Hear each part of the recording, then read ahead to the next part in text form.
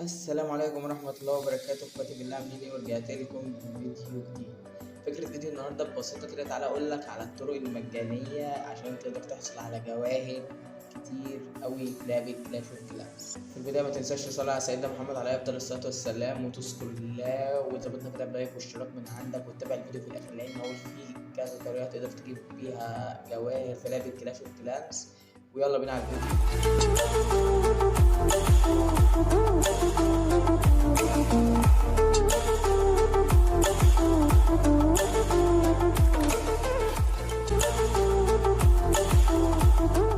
طبعا انا متشكر جدا على التعليقات الجميله اللي انتوا بتكتبوها، ده مش بس دي بتشجعني، دي بتبسطني قوي والله.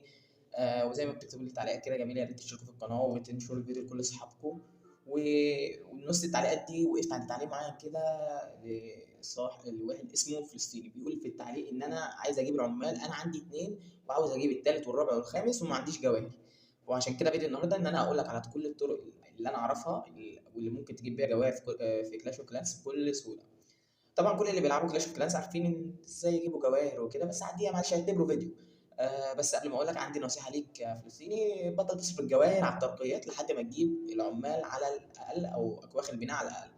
بالنسبه للجواهر في طريقتين طبعا عشان تجيبهم في كلاش اوف كلانس. اول طريقه الطريقه الماليه، ودي اللي كله بيبعد عنها، يعني عشان هتدفع فيها فلوس تحسها كده حاجه حرام، يعني حاجه محرمه الواحد يقرب منها، مش كله يعني، في ناس بتدفع. وفي طرق طبعا مجانيه، ودي حبيبتنا كلنا ودي اللي الكل بيستخدمها. تفتكر بقى في كام طريقه؟ لا انت عارف كام طريقه تحت؟ اكتب لي كام طريقه تحت تقدر تجيب بيها جواهر تحت في الكومنتات. انا عن نفسي عندي طريقه، عندي اتنين، عندي تلاته، عندي حوالي 5 طرق ممكن اجيب بيهم جواهر في كلاش اوف كلانس. اول طريقه، ودي الطريقه الصريحه اللي هي منزله لك، اللي هو منجم الجواهر في قاعه البناء. انا طبعا مرقم المستثمر عليه لان هو بيجيب لي حوالي 4 جواهر يوميا، وبيشيل لي حوالي 18 جوهره، يعني ممكن في الشهر يطلع لك حوالي 4 في 3 12 120 جوهره. 120 جوهره مش رقم قليل. انت لو هتخش زي ما انت عارف الطرق الماليه، جواهر بص، 80 جوهره عاملين حوالي 20 جنيه مصري، فال 120 جوهره دول انت اولى بال 20 جنيه طبعا. فمنجم الجواهر طبعا من الحاجات المهمه اللي لازم تترقى للمستوى مع قائد البناء على طول. وعندك طبعا برج الساعه. اشمعنى برج الساعه ما بيطلعلكش جواهر؟ طبعا بس لما بتيجي تدوس تعزيز، فانت كده بتعزز منجم الجواهر، فبدل ما بيطلع لك 4 جواهر يوميا ممكن يطلع لك 5 ل6 جواهر. تمام. في اليوم. دي اول طريقه معايا ان انت تستخدم، ان ان انت تبقى عارف ان منجم الجواهر بيطلع لك في قاعده البناء، بيطلع لك اسمه إيه ده، حوالي 4 جواهر يوميا. تاني طريقة معانا بقى وهي إزالة الأشجار والعوائق في القرية الأم وقاعة البناء. إزاي؟ دي طبعا طريقة معروفة. أنت لو هتلاحظ كده، بص، أنت لما تيجي تشيل دي إزالة، ده فطر إزالة، إزالة شجرة، ماشي، فطر إزالة، وادي جذع. بص هتيجي تلاحظ مش بيطلع لك جواهر قليلة خالص، لأ، ممكن ما يطلعلكش عادي.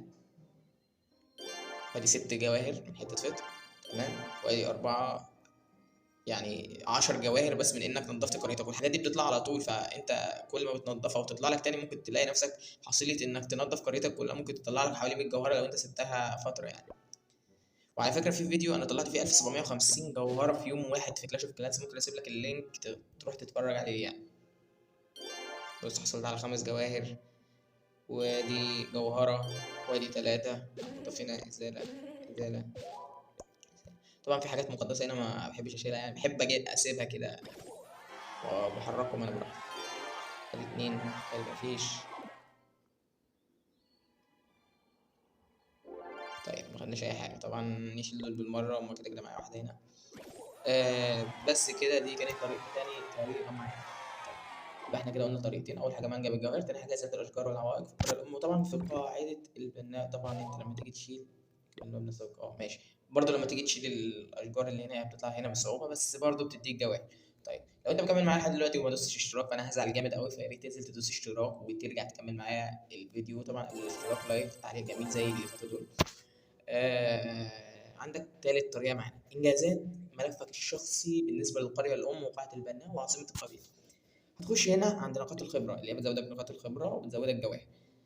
في هنا بيقول لك خبير إطفاء، تدمير 250 من أبراج النار في المعارك متعددة اللاعبين. زي ما أنت شايف هنا جالي 200 جوهرة مقابل إن أنا بعمل الخدمات دي، فأنا مطالبة بالجائزة، يبقى أنا زدت ماشي 200 جوهرة. بيقول لك المرة الجاية هتاخد 1000 لو دمرت 5000 من أبراج النار. تمام. فانت ممكن تخش هنا تشوف ايه اقرب حاجه ممكن انت تحققها وتبتدي تحقق فيها. زي ما انت شايف انا بدات اقفلهم. في حاجات طبعا حصار التعاون ان انا اتبرع ب 50 من الات الحصار، ده طبعا مش هيحصل دلوقتي لان انا مش مفتوح لي الحاجات دي، بس كل اللي مفتوح لي قدرت اقفله، فده برضو بيخليني احصل على جواهر كتير. طيب عندك قاعة البناء، فترقية قاعة البناء لمستوى 8، البناء لمستوى 8، أنا مستوى 7، لو رقيته هاخد للمستوى 8 وهاخد 50 جوهرة كنوز مخفية. عملتها سكول، فاضل لي اسكال حاجة واحدة بس قدام البناء الخبير، وده برضه مش هيحصل غير في المستوى 8، فهقدر أقفله واخد ال 50 جوهرة. فتح بيك الخارق هاخد عليه 50 برضه في المستوى 8. فأنا بقول لك إن أنا إيه، مش مستعجل لأن أنا عندي جواهر كتيرة وكده كده ما بستخدمهاش قوي. فهي دي برضه إن أنت تتابع الحاجة هنا وتحاول تحققها، فانت دي هتديك جواهر. زي ما انت شايف تحقيق اجمالي 3000 من القوس، انا جايب 2755، وفاضل لي حاجات بسيطه واجيب ال 3000 وهاخد 1000 جوهره، فيعني ما تستهترش بالانجازات دي. طيب دي كانت تالت طريقه معانا تقدر تحصل بيها على جواهر. ماشي، نخش على رابع طريقه من ضمن التحديات. انت طبعا انجازات ملفك الشخصي دي كانت تالت طريقه. رابع طريقه معاك تحديات الموسم اللي تحت، دي بقى مش بطريقه مباشره. ازاي؟ هقول لك. بص انت لو دخلت هنا على قاعده المدينه عناصر السحر، طبعا زي ما انت شايف انا عندي اكتريتهم كاملين معايا حاجات بسيطه. طيب انا دلوقتي لما اجي اخش على تحديات الموسم، فتحديات الموسم زي ما انت شايف عندك هنا الجرعه الخارقه. الجرعه الخارقه دي لما انا اوصل لها، وهتلاقي تعويذات تانية وادي جرعه القوه. في جرعات كتير عامه يعني. لما انت توصل للجرعات دي وتتفتح لك، انت ممكن لما تيجي تدوس المطالبه هي تبقى موجوده عندك كامله في عناصر السحر بتاعت ايه، قاعه المدينه. فانت لما تيجي تبدلها بجواهر، بتبقى تقريبا اقل حاجه فيهم بتبقى 10 جواهر. ده اللي انا بعمله، وباخد 10 جواهر وبسيب الحاجات دي كامله. طيب في عندك حاجه تانية تحديات القبيله. لما تيجي بتلعب تحديات القبيله، طبعا هي خلصت، بس انا كنت مصور فيديو ممكن اعرضه لكم دلوقتي. لما بتيجي تلعب تحديات القبيله وتلاقي عندك الحاجه كامله وتيجي تدوس عليها، طبعا انت بتاخد الجواهر وتيجي تدوس عليها، فانت بتلاقي ان تحديات القبيله دي بتقول لك ان مفيش مكان عندك في مخزن السحر بتاعك او في قاعه المدينه، فانت بتبدلهم بجواهر. فانت تشوف انهي اكتر حاجه بتديك جواهر وتبدلهم بيها. تمام.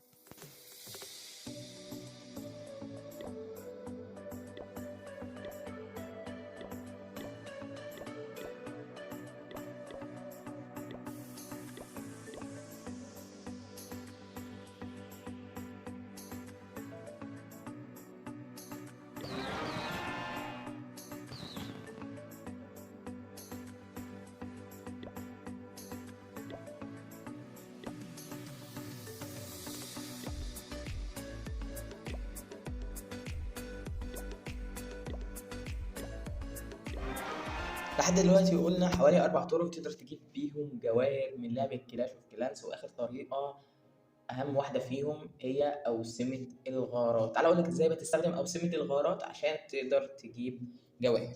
بعد كده طبعا قلنا من شوية إن عناصر السحر اللي هنا كلها كاملة. طبعا انت لو دخلت هنا عند المتجر هتلاقي ان في اوسمه الغارات، في جرعات هنا ممكن تشتريها بمبلغ من أوسمة الغارات. طبعا أنا عندي حوالي 4329 في أوسمة الغارات 4000. فأنت ممكن أستخدمهم إزاي بقى عشان أجيب بدلهم جواهر؟ بص أنت تخش هنا عناصر سحر، كل اللي أنت بتعمله دوس بايع. تخش مثلا جرعة تدريب أهي، بايع، هتاخد 10 جواهر. ممكن تبيعها تاني 10 جواهر تانيين، ممكن تبيع تاني وده 10 جواهر كمان، يبقى انت كده جبت 30 جوهره. ممكن لو دخلت هنا بقى على المتجر هتلاقي في جرعه تدريب، وهتلاقي في عندك 3 اللي انت بعتهم. هتقول تشتري واحده، ادي واحده ب 100. فاهم؟ فانت كل اللي انت تعمله ان انت تشتري وتبيع، تشتري باوسمه غارات وتبيع بجواهر. اي نعم. دي طريقه بتستهلك اوسمه غارات كتير، بس مش مهم، انت كده كده مش محتاج اوسمه الغارات غير في حاجتين: ان انت تشتري بيها حاجه من دول، يا اما في الدعم بتاعك، ان انت لو انت عندك كلام ما بيدعمش كويس فدي هتفيدك. فانت عادي، انا عن نفسي عندي كتير ممكن استخدمها بنفس الطريقه لو انا اصلا عايز جواهر، بس انا عادي بسيبهم. طيب دول كانوا 5 طرق معانا النهارده في فيديو النهارده.